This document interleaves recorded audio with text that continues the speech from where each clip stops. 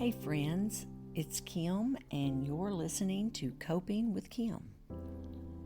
In today's episode, I want to talk about something that's really been heavy on my heart lately, and that's the way division seems to be pulling us apart as a country. And I want to share with you what I believe. And I believe we are in a spiritual warfare. I believe we've been in one since the beginning of time, and we're going to be in one till the end of time. But it seems that we are getting so caught up with having to be right that we don't even realize when the evil side is working on us. So today I want to talk about what we can do to recognize it and maybe get something else started here and realize this is not just a battle in the political world, but it is a real battle in the spiritual world. First of all, I want to say that any time a human life is taken, especially over not agreeing with the way somebody thinks, or because somebody just got mad and acted out, it is terrible. That is a human being. That could be someone's mother, father, child, husband, wife, friend, and so many lives are affected. So I want to say that first, and I want to give my sympathy to anyone that's lost someone that they love. But this latest tragedy has really hit home for me even harder because a lot of the world witnessed it. And that was the shooting of Charlie Kirk. Now, whether you agree with Charlie's politics or not, I didn't even know who Charlie was until this all happened. But Charlie was also a human being that had a platform and something that he believed in. And he had the right to share that. And that should break all of our hearts. We should let the good inside of us override any evil. And what I saw with his widow, Erica, when she spoke at his memorial service, really made me feel just wow. To be able to forgive on national TV the killer of her husband, to really walk in her faith and to go where a lot of us have trouble going, because she knows in her heart that that's the right thing to do. And that just really touched me, because most of us would be processing how upset and hurt and angry and blaming and analyzing it. But she got up and forgave. And that is what she has been taught to believe through the Bible, through Jesus' teachings. And that is exactly what I believe. But being able to act it out and stand on it during such an emotional, tragic time really touched me. So if you believe that we're in a spiritual warfare like I do, then you are probably like me. And you know in your heart the good is going to win in the end. But until that time, we are put here. We all matter, and we're put here for something. And I do want to do my best to represent good. So what does that look like? What should we do to represent good? Well, I believe that we should put mercy before judgment. The good side leads with compassion, not condemnation. And there is so much truth in love. It's not enough to be right if we're cruel about it. Really, guys, we got to think before we speak. Truth without love becomes a weapon. And we've got to be so careful not to Humanize people. We don't know what each person has been through, what their background is, when you're going to trigger something. We just assume everybody's like we are. We don't know the deep wounds that are there. And I think it's important that we protect the vulnerable. I mean, goodness always defends life. The elderly, the children, the brokenhearted, the voiceless. We should be there in a kind way, be a voice until they can have their own voice. We can do better, people. And this is a big one for me. Refuse violence. I mean, violence is the language of the enemy, if you think about it. The good side can never stoop to that. If we really want to be on the good side, we have got to think that this is acting in a violent way, whether it's through our words or our actions. And if we want to be on the good side, then we've got to recognize that and try our best not to go there. And if we go there, we've got to learn to say, I'm sorry. And doing the right thing isn't just about being the loudest. It's about being consistent, steady, and faithful. That's humble courage right there. And if you can't humble yourself to admit when you're wrong, then how can you grow? How can we expect this next generation to grow if we're just fighting about everything because we want to be right? And we need to try our very hardest to work towards reconciliation in any way that we possibly can. I mean, when it's safe and possible, of course, good looks for ways to build bridges and not these walls, because that just cuts us off from communicating and trying to understand why somebody feels what they feel.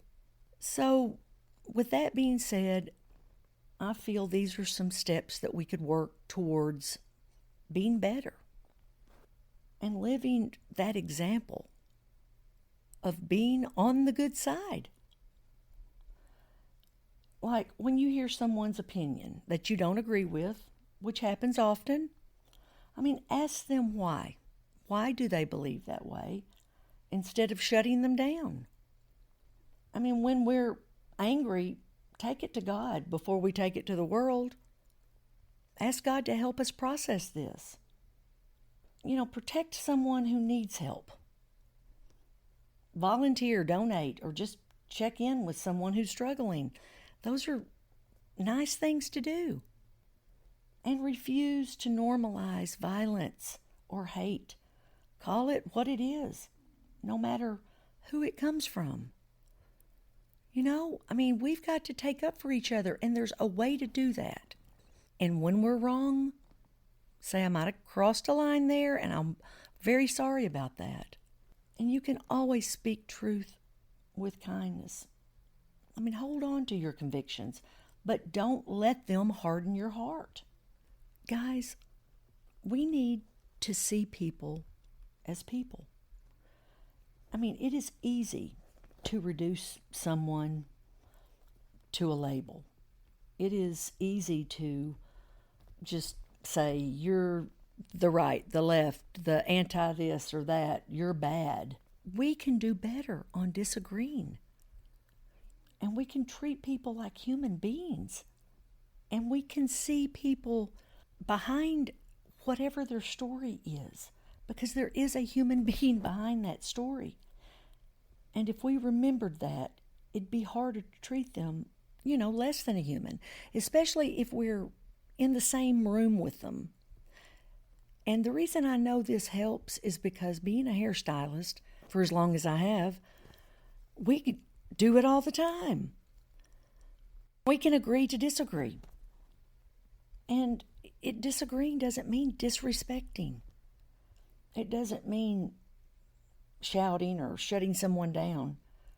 It means saying this: I don't see it the way you do, but I still see your worth.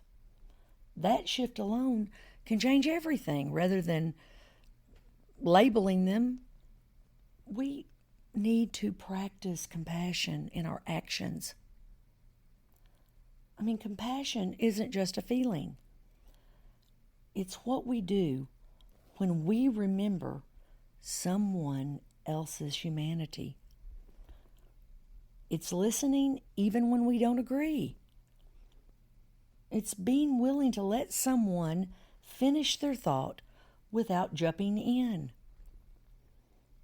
It's holding space for another person's pain, even if we don't share the same view. And guys, I think we really need to check our own hearts. I mean, hate doesn't just happen overnight. We know this. It builds little by little, comment by comment. I mean, a little more anger by a little more anger. And if we don't deal with it, it grows, just like a cancer. So maybe the real work starts inside each of us, asking, where am I holding on to bitterness? Where do I need to let go, forgive, or heal? And doing better, in my opinion, isn't about changing the whole world in a day. That's not how it works. It's about small, everyday choices that we make. And we can all do this by who we come in contact with and how we treat the cashier at the grocery store, let's just say, for instance, or how we talk to our kids when they push our buttons, or this is huge, guys, how we respond to someone online who doesn't think like we do. Change starts small, but small does grow. And the truth is, guys, if enough of us choose compassion over hate, it will change the bigger picture.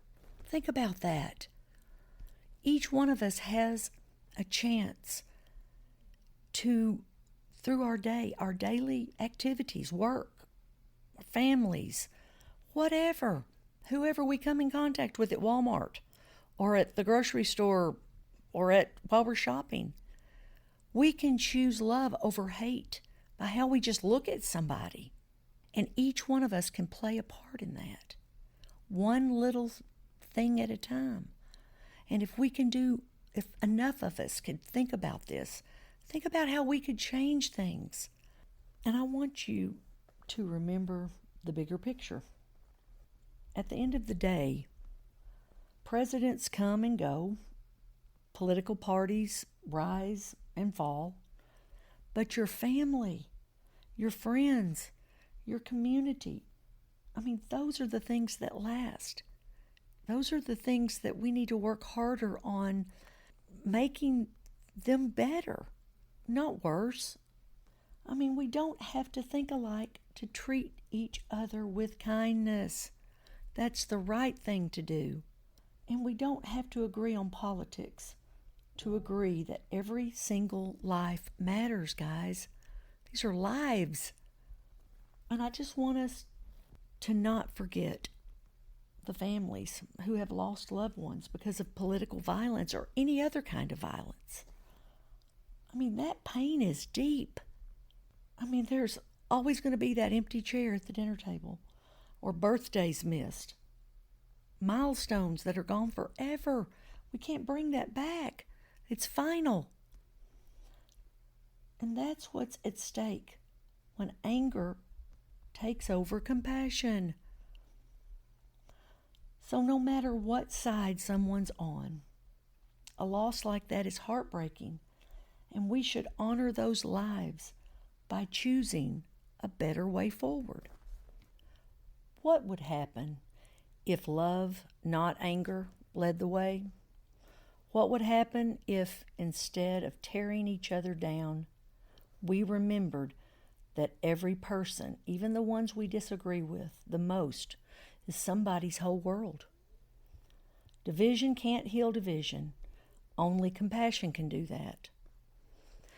And sometimes people are just caught in the darkness. I mean, we don't know what people have been through. We all become our environment. So unless you take the time to understand why they feel that way, you really can't have a fair conversation. So try this week to be the light in the darkness, because the light will always win. And in closing this episode, I want you to carry this with you. The next time you feel heated in a political conversation, slow down. Remember that the person in front of you is more than their opinion. Respect them as a human being, because we all have a mission, and their mission is just as important as yours. And for those who have lost loved ones to political violence or any violence, I just want to say again, we hold you in our hearts. We honor your pain. And we promise not to forget that real lives are at stake when division wins over compassion. So guys, let's be the ones who choose differently.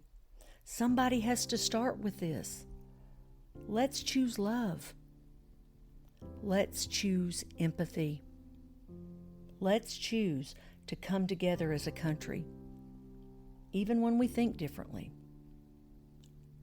I just want to thank you for being here with me today, and if this episode spoke to you, share it with someone who could use that reminder, who might be just thinking differently because they're struggling with something.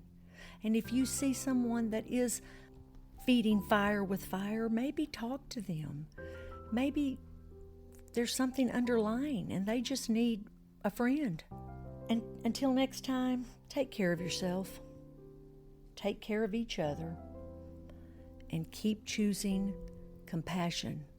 And let's honor those who have lost their lives to tragic violence by getting our own mental health healthier and by choosing love over hate.